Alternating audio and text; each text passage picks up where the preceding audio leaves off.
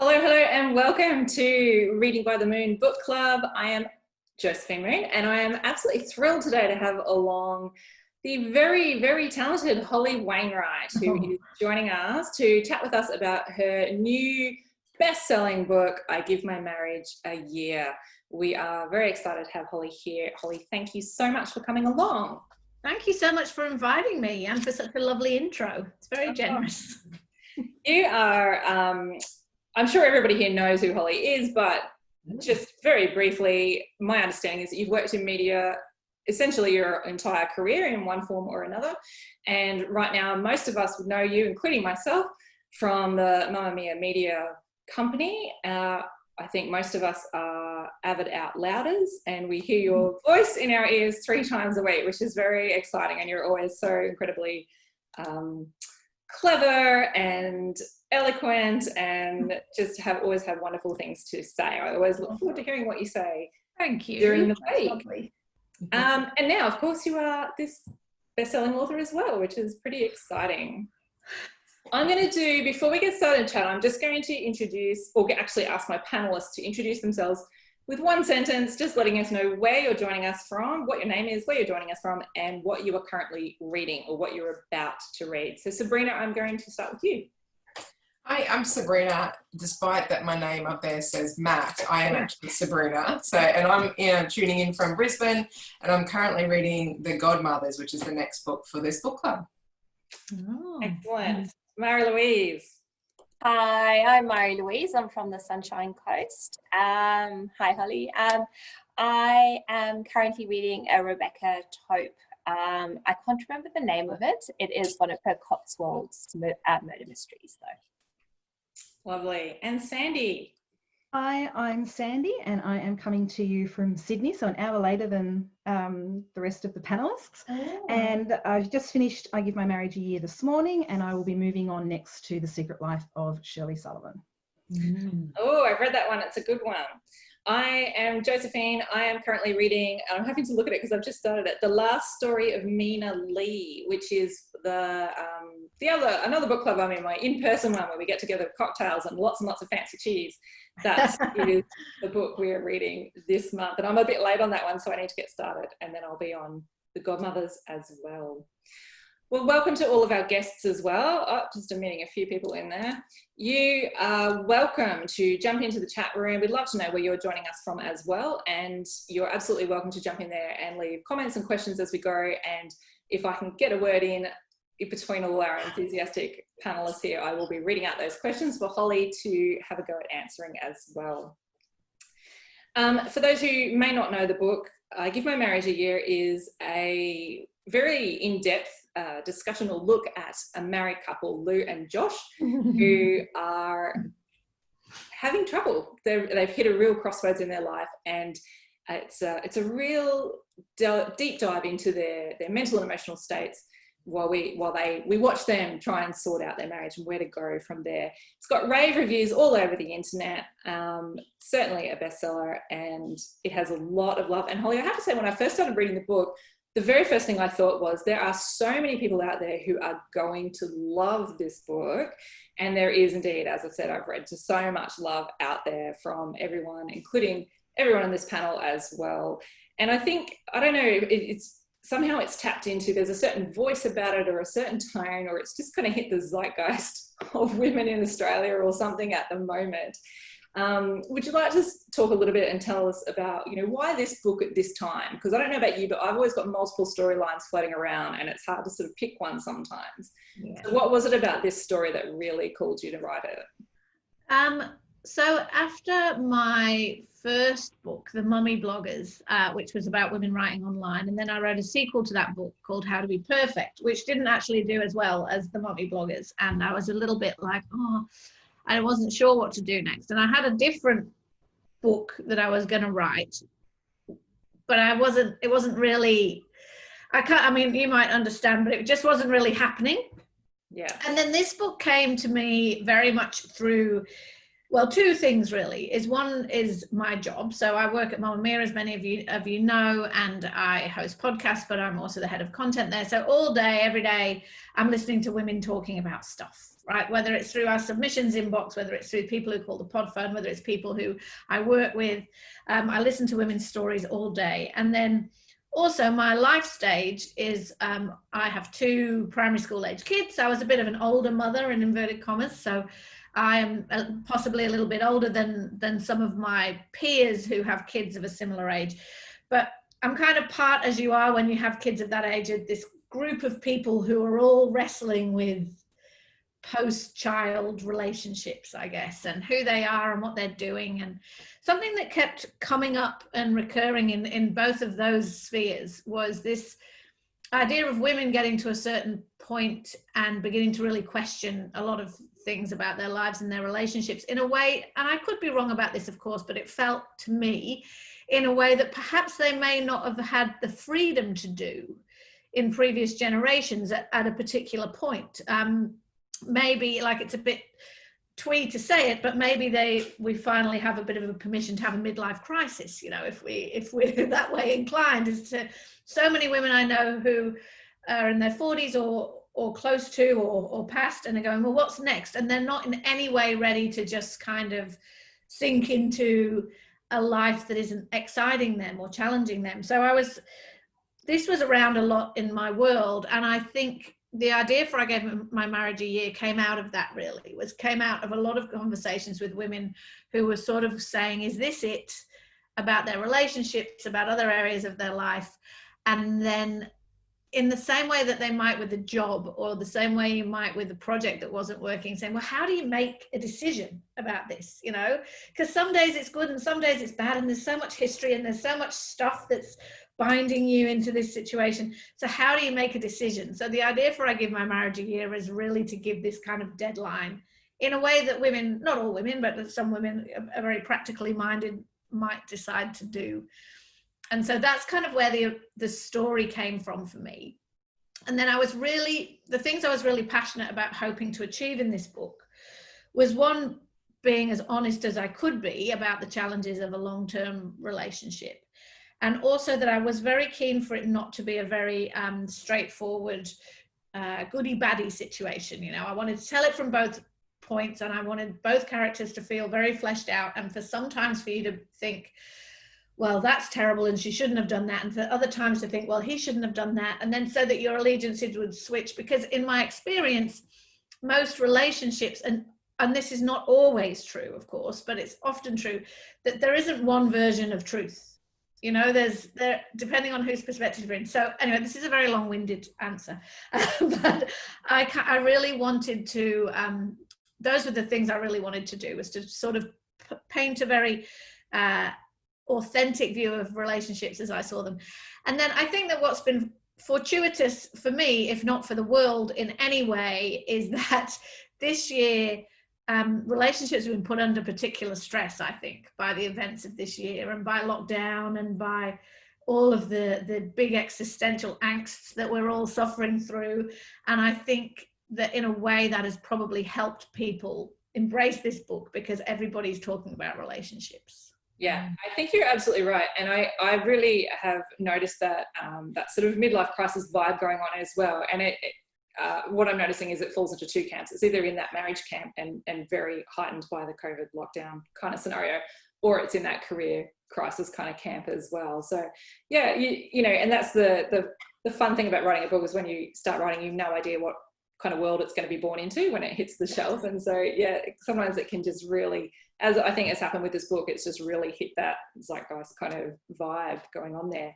We have so much to talk about. I'm going to throw this over to Sabrina though, and ask you to talk about what you loved so much about this book, and whether you've got any questions for Holly about the book. Yes. Oh my goodness. I got the massivest book hangover after this book. It hit me so hard, so much just in my heart. It was just so beautiful. Like, I really could empathize with both characters in this book. Been with my husband since I've been 14. We've got 2 young children together, so there was a lot of similarities.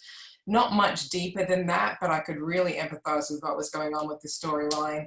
I'm in my 40s now, and I think, like you just said, I think I have had my own little mini version of a midlife crisis, but I redirected it to myself, and I found myself in this whole new light. So this book hit me so hard, and I just love the turmoil you put us through. Like, we love Lou in some of the chapters, and then the next chapter we listen to what Josh has to say, and like, damn, Lou, you're being such a bitch about this. What are you doing? Like, it was just so beautifully written, and I really empathize with both sets of characters. I really love the metaphors in the book as well. Like, and I love the metaphor of the tree itself. I thought that through Lou's perspective, it was like the marriage and the tree were one and the same, and you kept thinking the same. And then as the book progressed a little bit more, you realized from Josh's perspective, it was just a tree, and it was just a tree the whole time. It had no connection to each other, and it took me a little while to separate the two, and like, no. So I love little things like the shout whispering, because as a parent, we do that all the time. The shout whispering made me giggle all the time. And little paragraphs, really, I had to listen to a couple of times because I kept on giggling over the top of. I did it via Audible, and the narrators for that book were divine. They were so great. I love them. Two of the paragraphs that sat out most with me was the one where the people that used to hang out with, like, they were your actual friends, and now they've been replaced with people that you just had sex around the same time that you did. And I had to listen to that 3 times. It was very good. I loved it.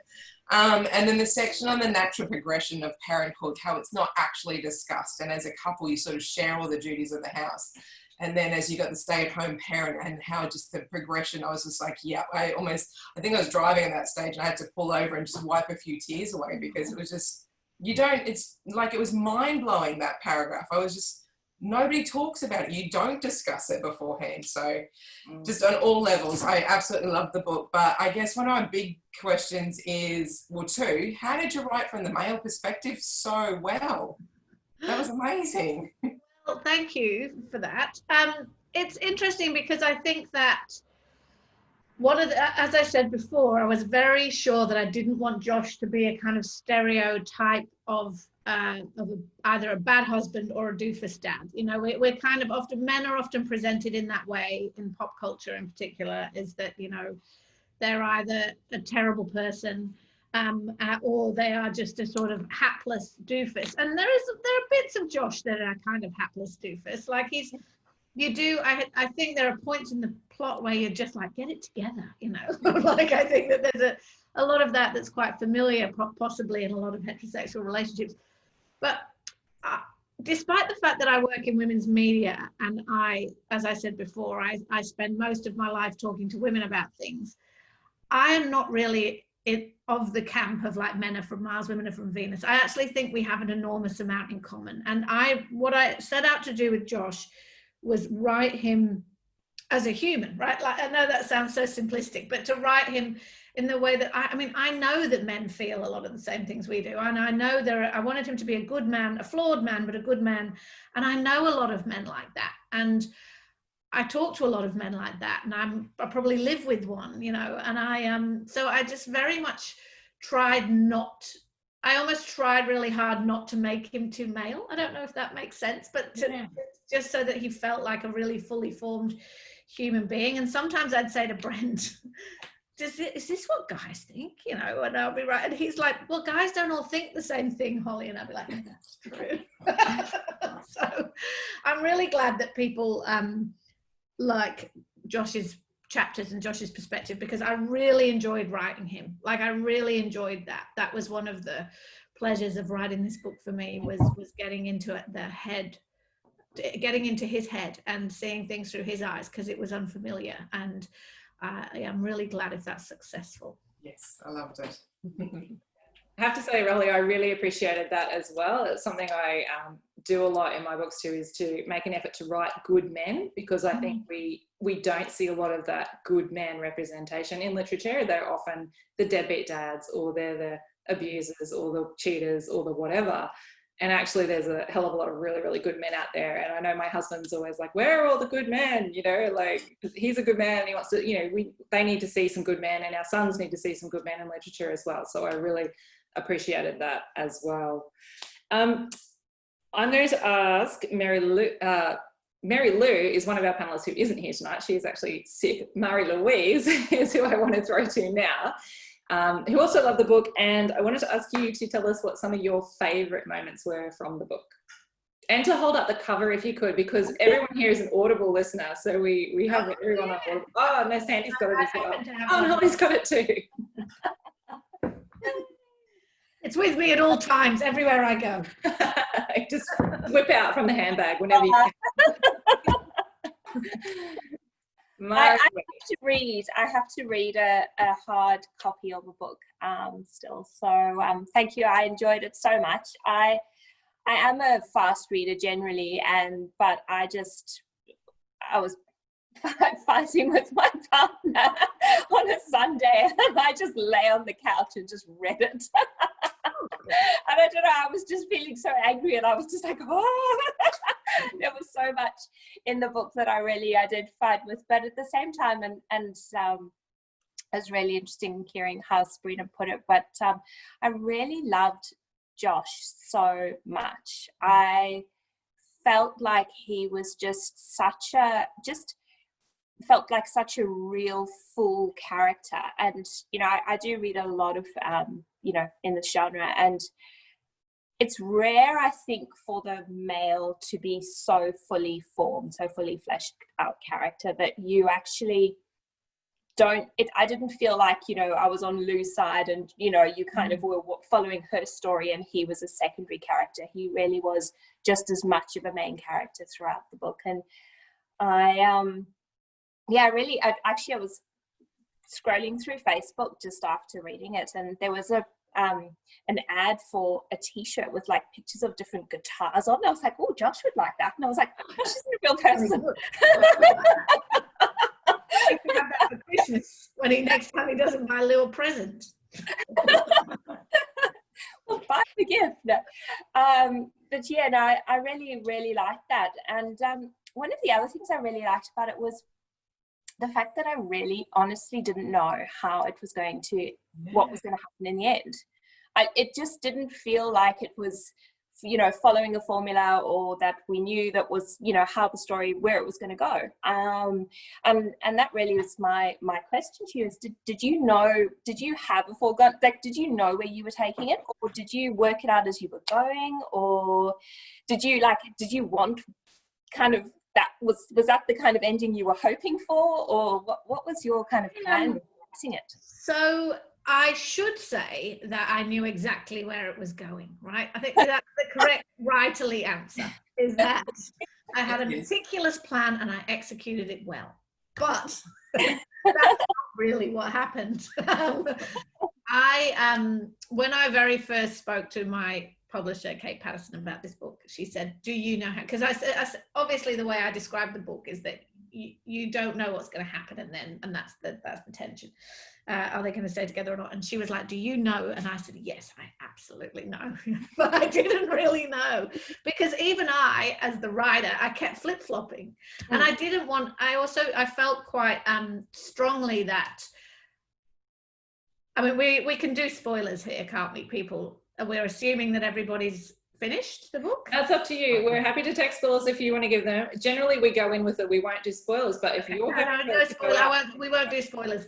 I wanted it to be that, however it ended, it didn't feel like if it had ended the other way, it would have been a terrible thing. Like I kind of, you know, I wanted the best for the characters, and maybe the best for the characters wasn't going to be a fairy tale ending.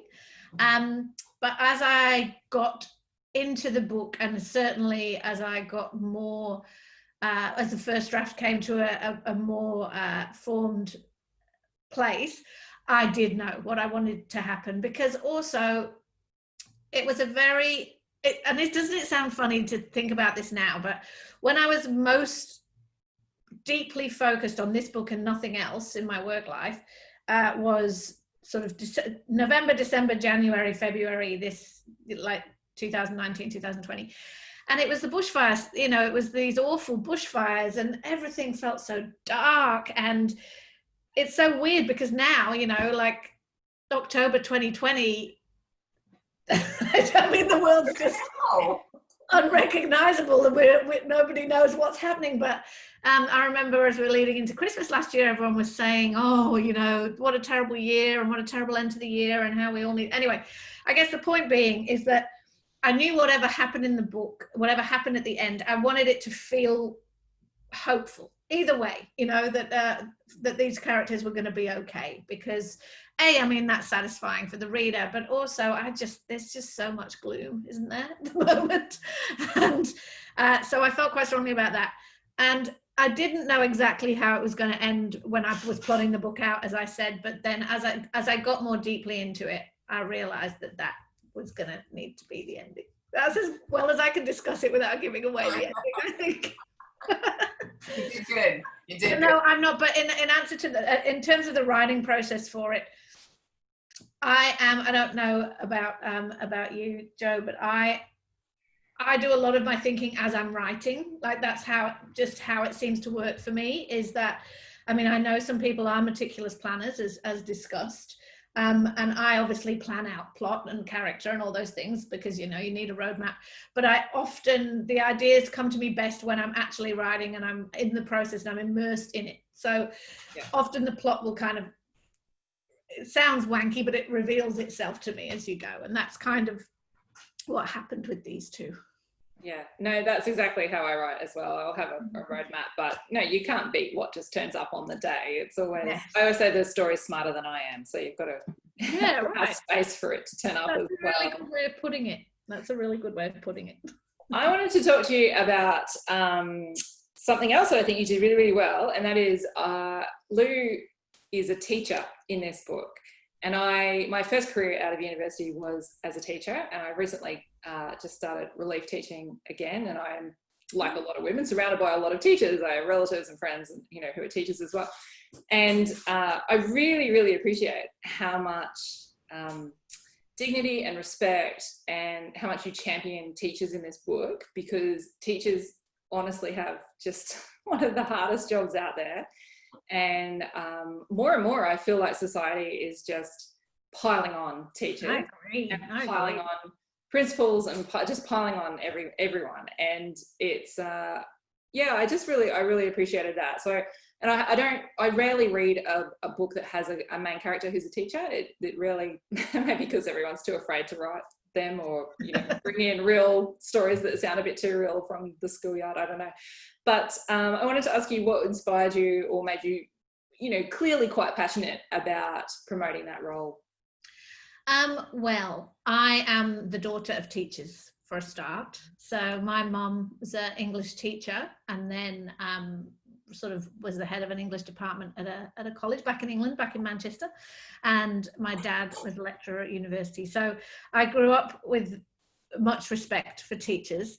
But what's interesting to me now that I have kids at school is that isn't the most common position on teachers anymore. I think you're so right that there's a kind of, I don't know, it's like a shift, and it's been much written about actually, but there's been a kind of shift in terms of parents are right and teachers are wrong, you know. And my view is that the teachers that I deal with every day with my kids and through writing about parenting and talking to experts all the time for This Glorious Mess and other things, I agree with you that they have a very, very hard job, and also it's getting harder all the time.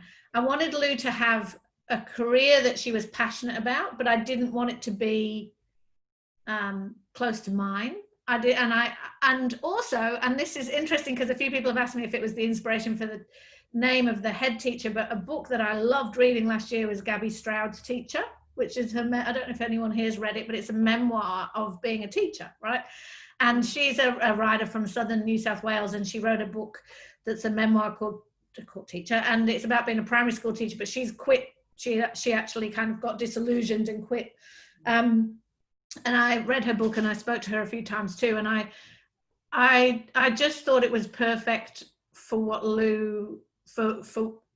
Lou's kind of background was in terms of what would have been a good job for her that she would have gone to uni for, and but I just felt like it would be exactly the right fit for that character.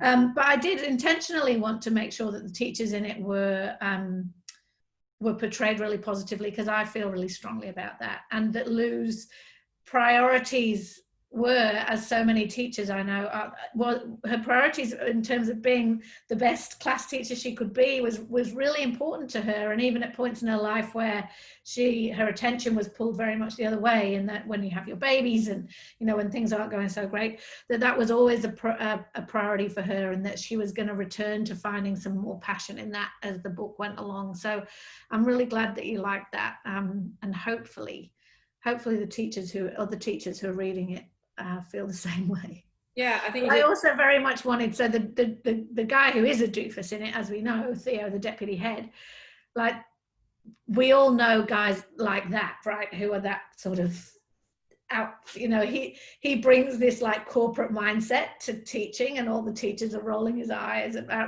eyes about it, and his ambition is not quite in the right place in this small primary school in the suburbs. And so I wanted to also sort of paint that tension in the classroom, and in the staff room and everything. So yeah, I enjoyed writing about that world. Yeah, well, thank you for that. I think you did a really good job, and just really capturing that detail of all that extra overtime and the amount of mental time that teachers spend just planning and thinking about their kids and all of that sort of stuff. You captured really, really well.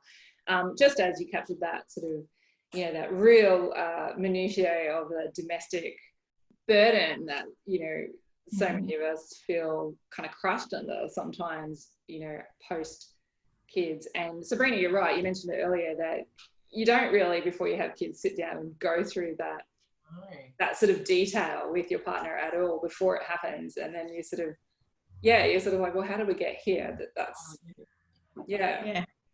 No, you did that really, really well, Holly. Really good. I have a question in the comments over here, which is just, Cheryl has said, either you've done some good research on teachers or you live with one, because you've also popped in some current teacher talk. So, yes. As you said, you do know a few teachers there. I do know a few teachers. Vicky wants to know, Holly, did you have any preference for either Lou or Josh as characters? Well, I don't know about you, but I very much, I was kind of obsessed with both of them. They became very real to me during the writing of this, and it's really one of the things that's been the biggest joy about this book being released and people connecting with it is people message me and they say, oh, I missed them now it's finished, and I'm like, me too, I missed them too. Like I kind of got to like them. I didn't really have a preference. As I say, I really enjoyed writing Josh because that was a real sort of challenge for me, and I really like him. I think he's a great guy. But I didn't. But what's been interesting is the reaction, and I don't know if people here feel this way, but a lot of people don't like Lou at all, and say to me, I really struggled with her, and I think she probably, obviously, there's the infidelity, which is not a spoiler because it's right at the end of the first chapter, but I think she behaves in some ways that we do not appreciate women behaving, make some decisions that are seen as selfish, obviously, or as petty, and obviously as untrustworthy. And I don't know, I find it really interesting how a lot of people have said that, have felt quite strongly that they don't like her, because I just think she's very human, and I just think that a lot of us, if we're quite honest about our feelings of frustration or anger or things we've done that we're not particularly proud of, that's what we're all a bit like. I'm not suggesting that everybody is cheating on their spouse or whatever, some of the other things that happen, but I think that I think it's interesting that maybe we might be a bit more forgiving of male flaws than we are of female flaws sometimes. But no, I didn't really have a strong preference. I quite liked them both. Yeah, I think you have to love your characters, even if they're really flawed. You still got to love them in order to do them justice, I think. Sandy, I'm going to throw over to you and ask you whether you were a Team Josh or a Team Lou person, or what were you hoping would sort of happen at the end, and if you've got any questions for Holly. I was very firmly Team Josh. You've brought it up yourself, Holly, so I will happily admit that I didn't connect with Lou much at all. And it wasn't so much the infidelity, it was the way she went about this year of trying to fix the marriage, to not even tell him that that's what she was doing. I found that really difficult to take. Yeah. She was absolutely raw and honest, and I really loved how you did that. And there were a couple of times where I embarrassingly thought, I've said that to my husband, I've done that to my husband. So a few times it did cut a little bit too close to the bone, and I've given him quite a few hugs in the last couple of days. That's a nice thing. Some people have said to me, it's made me nicer to my husband, this book. I'm like, oh, well. Absolutely. Because I've done some of those things and said some of those things that she has said and done. But I was absolutely Team Josh all of the way. I wasn't sure what I wanted to happen at the end, and I'm still not sure what I wanted to happen at the end. But I would like to ask you, Holly, because Joe and I had a bit of a chat about this earlier today behind the scenes. What you also did was make me examine, well, why am I feeling so strongly, pro Josh and anti Lou? And I wondered whether it's because as readers, we always bring our own experiences to what we read. And I suppose it's, what are deal breakers for us in a relationship? What are our experiences of our past relationships, where our moral compasses lie? And I wanted to ask you, were you conscious of that when you were writing, that it could polarize readers, either or? Because Josh did some unpleasant things as well. As a reader, as a writer, were you conscious of the fact that, readers could very much bring their personal experiences into deciding which side they were on?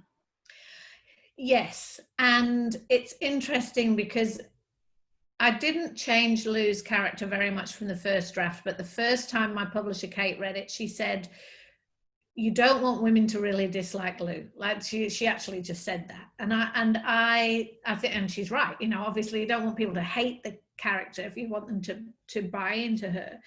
But as I just was saying, I also felt really strongly that I wanted her to be flawed and sort of trying to work things out in a clumsy way that wasn't really honest. It wasn't honest at all until halfway through the book. Really, she's living a really big lie, and it's not really just about the infidelity. It's obviously about how she's feeling about the marriage.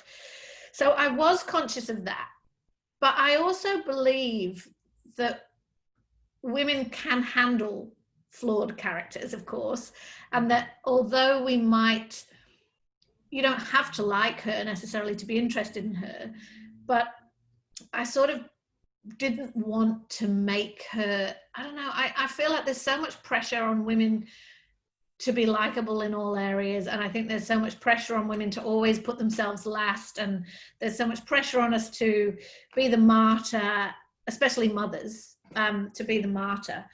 And so I was quite happy to paint a woman who, she's a great mom, like that's never really in question, but she was struggling with her own needs and wants and her own like character traits that she wasn't particularly proud of, that were, I think somebody, I'm not obviously reading the chat, but I think someone just mentioned about her mom, because obviously Annabelle is quite an unlikable character. And I think like Lou had bits of that, and you can't grow up in that environment with somebody around you without that rubbing off. And so she reckoned, it's like she didn't want to become a mother in any way, but there were bits of her that just couldn't help it, that just couldn't help having those streaks of judgment, of being judgmental, of being slightly materialistic, of those kind of things. And I think, so yeah, I was a bit worried about it. And as I say, some people have said to me that they didn't think she's likable enough, but I don't know, I think it's okay. I think it's okay for you to not necessarily think that the woman is right, and that, and good and pure and all those things. I think it's okay for you to think, well, mate, what did you think was going to happen if you're going to do this? And, I think I wanted her arc to be that she kind of came to realize whatever the outcome was going to be of her marriage, but she couldn't keep living this bullshit, which was kind of, I'm giving the marriage a year. and I'm not going to tell you about it, but I'm talking to my best friend about it, and I'm ticking these things off in my mind. Like, she had to realize that that wasn't fair, you know, and I think hopefully she did. You just said something really interesting then. You said, you know, what did you think was going to happen? Is that where Gretchen came from? Because she was kind of that voice in the book of saying to Lou, really, pull your head in, you know, and is that where she came from? Yes. Well, one thing I really wanted to celebrate the strong female friendship, because again, in my own life, my female friendship has been incredibly important and possibly life-saving at certain times. And I think that we need lots of good men in literature, and we also and in culture, and we also need lots of examples of women supporting each other rather than constantly, you know, in competition. So I wanted there to be a really strong female friendship. I have a very good female friend who I've had forever, who would always tell me the truth in those situations. And so, but I also, I wanted her to be that voice of saying to Lou, like, I love you, and, you know, maybe your marriage is over, but you're not doing the right thing. I wanted her to have that voice in her life from somewhere that was supportive, but was also calling her out on her bullshit, because I think that's really what we'd all like, to have a friend who does that in the nicest possible way. There was one line which I wish I'd marked and I didn't, and I'm sorry, I'm going to botch it up completely, where Gretchen says something along the lines of, I would chop Josh's head off for you if you wanted me to, but you are still wrong. And I thought that was just the epitome of the perfect best friend. Yeah, I think she says, if you chopped his head off, I would still bail you out or whatever, but I would tell you it's murder, because it is. That was, thank you. Yes, thank you. I think it's that. But yes, because that's right, you know, is that I'm on your side, but that doesn't mean everything you do is right. Yeah. And Josh tries to reach out to Gretchen at a couple of points, and to say, hey, what's happening? And hopefully you can feel that Gretchen is really conflicted, because she's on Lou's side, but she's known Josh for as long as Lou has, and she's, you know, has some sympathy there. So hopefully that is the voice I really wanted Gretchen to have. And as I say, I also wanted to paint a really solid friendship there. Gretchen is a fabulous supporting character. Everyone I've spoken to has said how much they love Gretchen. I think we all either want Gretchen in our life, or we want to be Gretchen on at least a part-time basis as well. She's pretty cool, isn't she? She's really great fun. I would love to keep talking to you, but we are going over time. So I'm burning to ask you one question, which is it true that you wrote the first draft of this book in 6 weeks? No, it's not true. Where that comes from is that the Mummy Bloggers, which is my first book, I did write that very quickly, or most of that very quickly. I had 6 weeks off work. I wrote this book over the course of a year. So no, it's not true. It is true that because I have quite a demanding full-time job and kids, people always say, how did you do that? And the truth, how do you manage to find time to write? And the truth is, I cram it into all kinds of little pockets of my life. I'd really like to give it more time, and hopefully I will. But so what I tend to do is I'm working on it in all the corners of my life, and then as I'm nearing the deadline, really realistically, I tend to take a period of time off and really focus on it. So that's kind of where that story comes from, I guess, is that with this book too, I was writing it over the course of a year, and then last summer I just took off work and really focused on it. So no, it wasn't 6 weeks. I'm so pleased to hear that, because it takes me 6 months to write a first draft, which is quite slow if you're on a book a year contract. And I was like, give me the secret. I want to know whatever it is. I'll pay for the secret. Not that fast. That's awesome. Has anybody got any last burning questions for Holly? Because we do need to let her go and get back to her lovely family. So many. Does Gretchen have her own book coming out at all? Not at this point. Not at this point. But I'll think about it. We'll think about it. Can Gretchen have a short story, maybe? Yeah, she's really good, isn't she? I think it would be nice to explore her a bit further. She's fabulous. Holly, thank you so much for joining us tonight and taking time to come and speak to us. It's been just such a pleasure to have you here and to hear all about the book and your process and chatting about the book. I've got lots of people saying thank you so much in the chat box there. Really enjoyed it as well. And you've made us all very happy tonight, and we're really just so thrilled. We wish you all the best and hope it continues to just, grow and grow and do better and better. So thank you so much. Thank you for having me, and thanks for all your thoughtful questions. Like, I just appreciate so much the fact that people are connecting with this book. It's just a real privilege. So thank you for having me. Thanking you. Thank you everyone who's joined in tonight, and we will be back next month talking about Monica McInerney's and talking with Monica McInerney about her new book, The Godmothers. So get reading on that one, and we'll see you next month. Thanks everybody. Bye. Bye. Thank you. Thank you so much. Bye. Bye.